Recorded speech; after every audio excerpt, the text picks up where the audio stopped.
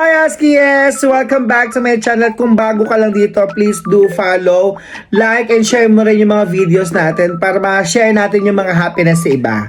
For today's video, pag-uusapan natin kung bakit ko pinili maging isang guro. At syempre dahil bilang laki ako sa simbahan, lahat ng mga ka-youth ministry ko doon, lahat sila education. So, syempre naiingit ako sa kanila kapag bakasyon, walang pasok sila, pero sumusweldo. Parang ang saya-saya na noon, sarap-sarap ng ganun. Pero, syempre kapag kailangan ng service mo, kahit bakasyon yan, kailangan nandun ka. Yun yung perks ng isang guro. Tapos nakakapag-serve sila ng Sabado-Linggo. Na ibibigay nila full-time yung Sabado at Linggo nila kasi wala po silang pasok. Ako, bilang nasa food industry, nasa hospitality industry, ang Sabado at Linggo ko lagi may pasok kasi yun po ang galaan at pasyalan ng mga pamilya sa mall at kailangan namin ibigay yung servisyo na narapat para sa kanila. So yun, nainggit din ako sa kanila. Mga holiday, wala rin pasok.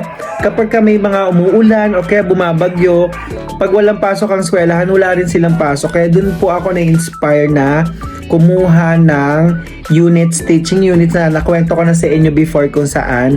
Tapos para makapaglet ako at maging isang guro. So yung mga barkado ko, yung mga friends ko, naging inspirasyon ko rin sila para maging isa akong guro.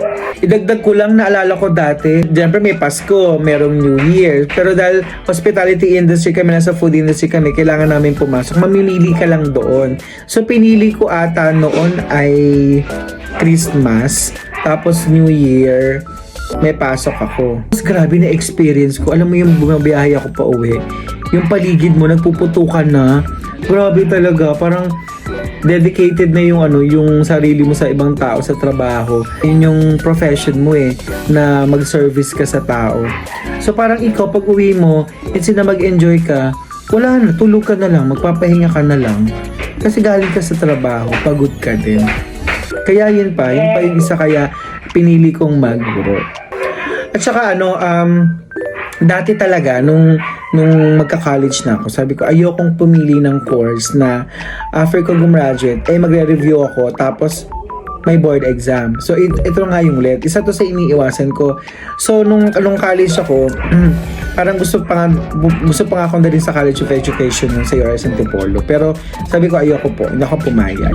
So pwede rin pala, may way din pala kahit hindi ka College of Education graduate or education graduate, pwede ka pa rin magturo because of that CPE units. Pwede kang kukuha ka lang ng teaching units.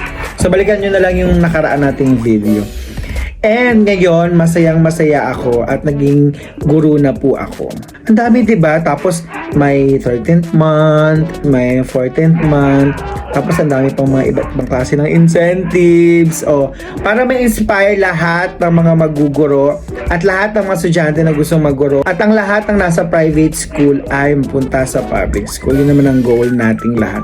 Pero sana pag nasa public school ka na, bilang isang guro, huwag kang madala sa mga ibang mong mga co-teachers na tatamad-tamad, laging late. Sana gawin mo pa rin yung trabaho mo bilang isang guro. Magturo ka dahil guro ka. Huwag mong gawing stress sa mga bata dahil una sa lahat kaya tayo naging guro dahil sa mga bata. Kung walang mga bata, wala na mag-aaral, wala na rin pong guro. So that's it for our chika for today. Saskid, ikaw, ano nang decision mo? Maguguro ka ba o hindi? Comment down below. Bye!